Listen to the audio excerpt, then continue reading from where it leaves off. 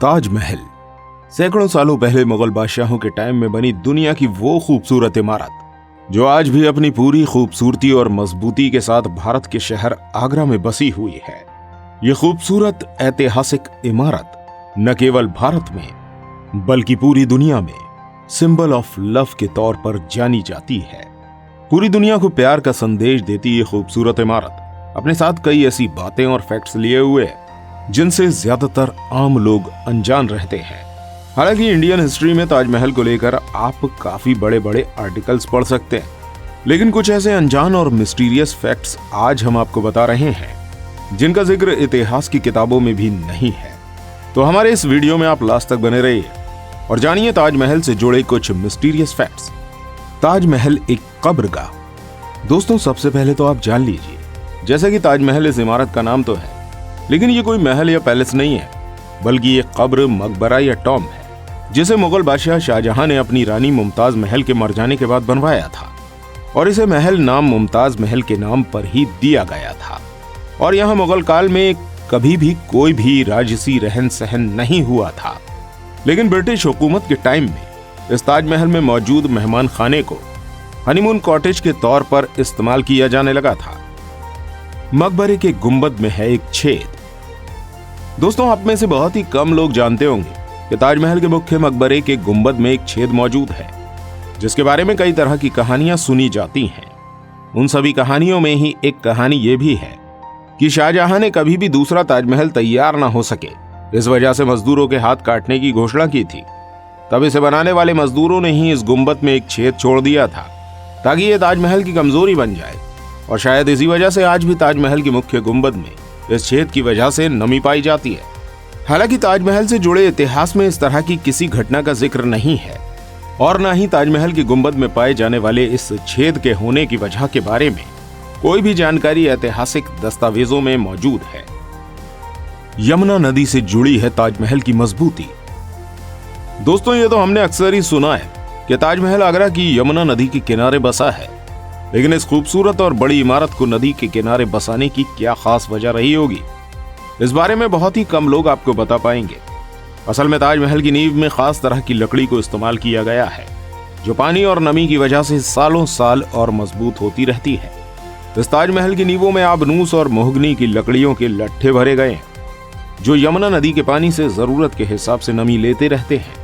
और अगर ये यमुना नदी नहीं होती तो ये ताजमहल शायद अब तक गिर चुका होता। शायद इसी बड़े कारण की वजह से ताजमहल की मजबूती को बनाए रखने के लिए समय समय पर सरकार द्वारा यमुना नदी के दूसरे बांधों से पानी को छुड़वाया जाता है। कुओं के ऊपर बना है ताजमहल। दोस्तों, आपको बता दें कि ताजमहल की नींव में कुएं बनाए गए थे।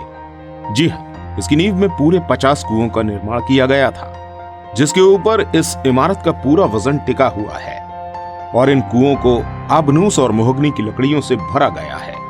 इन कुओं को इस तरह से बनवाया गया है कि यमुना के पानी से नमी इस लकड़ी को लगातार मिलती रहे। सीधी नहीं है ताजमहल की मीनारें। दोस्तों, ताजमहल के बनाते समय उस टाइम इस तरह के कंस्ट्रक्शन टेक्निक को इस्तेमाल किया गया था जिसकी बदौलत ही ये इतने सालों बाद भी अब तक मजबूती से अपनी जगह पर खड़ा है। अगर बात करें इसकी ऊंची ऊंची लंबी मीनारों की, तो इन मीनारों को बनाते टाइम इसे बनाने वालों ने सीधा खड़ा न बनाकर बाहर की तरफ झुकाकर बनाया हुआ है जिससे भूकंप या किसी भी बड़ी प्राकृतिक आपदा के आने के समय गिरने से ये मीनारें मुख्य मकबरे की तरफ गिरने के बजाय बाहर की तरफ ही गिरेंगी। भारत की सबसे ऊंची इमारत है ताजमहल। दोस्तों, अब तक जाना जाता था कि कुतुब मीनार भारत की सबसे ऊंची मीनार या फिर इमारत है, लेकिन आपको बता दें कि ताजमहल की लंबाई कुतुब मीनार की लंबाई से भी ज्यादा है। जहां कुतुब मीनार की लंबाई 72.5 मीटर है, वहीं ताजमहल की कुल ऊंचाई 73 मीटर नापी गई है। इस तरह ताजमहल कुतुब मीनार से आधा मीटर ज्यादा लंबा होने के साथ भारत की सबसे ऊंची इमारत मानी जा रही है। बिना मशीन के चलते हैं ताजमहल के फव्वारे। दोस्तों, ताजमहल की खूबसूरती को बढ़ाने वाले फाउंटेन्स उस समय एक अलग ही तकनीक से बनाए गए थे। ये सभी फव्वारे नीचे की तरफ मौजूद एक ही टैंक से जुड़े हुए हैं और जब ये टैंक भर जाता है तब प्रेशर की वजह से ये फाउंटेन ऊपर की तरफ पानी फेंकने लगता है। आपको जानकर शायद हैरानी होगी कि इसे चलाने के लिए किसी भी तरह की मशीन का इस्तेमाल नहीं किया जाता है। केवल पानी के प्रेशर से ही ये फाउंटेन एक साथ चलते हैं और एक साथ ही बंद हो जाते हैं। भारतीय सरकार के लिए बेशकीमती है ताजमहल। क्या आप जानते हैं द्वितीय विश्व युद्ध, भारत पाकिस्तान युद्ध और अमेरिका में हुए 9/11 के हमले के समय भारतीय पुरातत्व और सर्वेक्षण विभाग ने ताजमहल को चारों तरफ से बांस का घेरा बनाकर हरे रंग के कपड़े से ढक दिया था और ये सब ताजमहल को सुरक्षित रखने के लिए किया गया था ताकि ये दुश्मन को दिखाई न दे सके और वो इसे अपना टारगेट न बना सके। उस्ताद अहमद लाहौरी थे प्रमुख वास्तुकार। दोस्तों, ताजमहल के साथ साथ मुगल कालीन और भी कई इमारतों को बनाने के लिए शाहजहां के दरबार में उस्ताद अहमद लाहौरी को एक खास जगह दी गई थी। उनके द्वारा बनाई गई इमारतों में कारीगरी के शाहजहां काफी बड़े प्रशंसक थे। दिल्ली में मौजूद लाल किला भी उस्ताद अहमद लाहौरी के निरीक्षण में ही बनकर तैयार हुआ था। अलग अलग देशों के हैं वो कीमती पत्थर। दोस्तों, ताजमहल की खूबसूरती को चार चांद लगाने वाले रंग बिरंगे पत्थरों को उस समय शाहजहां द्वारा अलग अलग देशों से मंगवाया गया था। ये सभी पत्थर चीन, तिब्बत, श्रीलंका और अफगानिस्तान से मंगवाए गए थे। वही ताजमहल में इस्तेमाल हुआ सफेद संगमरमर राजस्थान मकराना से मंगवाया गया था, जो दुनिया भर का सबसे उम्दा संगमरमर कहा जाता है। लेकिन ताजमहल की नक्काशी में लगाए गए ये कीमती पत्थर अंग्रेजी शासन काल आने पर अंग्रेजों द्वारा निकाल लिए गए थे। काफी बड़ी रकम में बना था ये ताजमहल।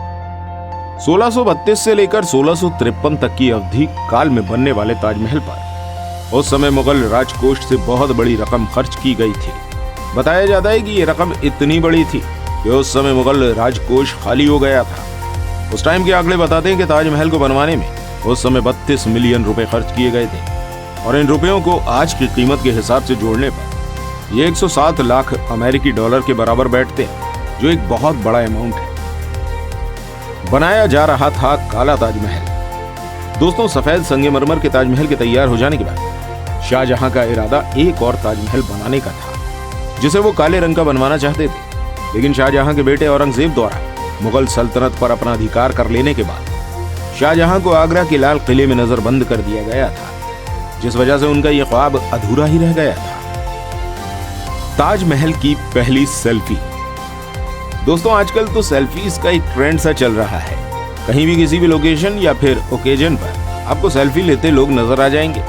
लेकिन क्या आपको पता है ताजमहल के साथ सबसे पहले सेल्फी किस इंसान ने ली थी? ये थे जॉर्ज हैरिसन, जिन्होंने फिश आइलैंड्स की मदद से 1966 में पहली बार ताजमहल के साथ सेल्फी ली थी। लंदन में जन्मे हैरिसन एक गीतकार, संगीतकार और फिल्म डायरेक्टर भी थे, जो उस समय भारत में सितार वादक रविशंकर जी से सितार सीखने के लिए आते थे। ताजमहल बदलता है अपने कई रंग। दोस्तों, आपको जानकर शायद काफी अच्छा लगे कि ताजमहल दिन के अलग अलग पहरों में अलग अलग रंग की छटा बिखेरता हुआ नजर आता है। जी हाँ, अर्ली मॉर्निंग सनराइज के टाइम ये आपको हल्का गुलाबी नजर आएगा। वहीं दोपहर के समय ये आपको नीले आसमान के नीचे सफेद मोती सा लगेगा। वहीं शाम के टाइम यानी कि सनसेट के वक्त ये आपको गोल्डन कलर में चमकता हुआ नजर आता है, जो इसकी खूबसूरती को कई गुना ज्यादा बढ़ा देता है। और यही नहीं, भारतीय पुरातत्व विभाग द्वारा अक्सर ही फुल मून लाइट के दौरान रात के समय में भी ताजमहल को देखने के लिए विजिटर्स के लिए खोल दिया जाता है, जिसमें यह अपने सबसे खूबसूरत रूप में मौजूद होता है। यहाँ दुनिया में सबसे ज्यादा विजिट करते हैं टूरिस्ट। दोस्तों, ताजमहल दुनिया में सबसे ज्यादा देखा जाने वाला मॉन्यूमेंट है। जी हाँ, इस स्मारक को देखने के लिए एक दिन में लगभग 12,000 देसी और विदेशी टूरिस्ट यहाँ विजिट करते हैं और ये तादाद ताजमहल को most popular monument in the world बना देती है।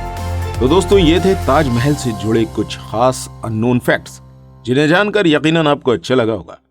ऐसी ही और इंटरेस्टिंग वीडियोस के लिए आप हमारे चैनल को सब्सक्राइब जरूर कीजिएगा और इस वीडियो को लाइक और शेयर अवश्य करते जाइएगा। मिलते हैं आपसे अगली किसी वीडियो के साथ। वीडियो में अंत तक बने रहने के लिए आपका दिल से धन्यवाद।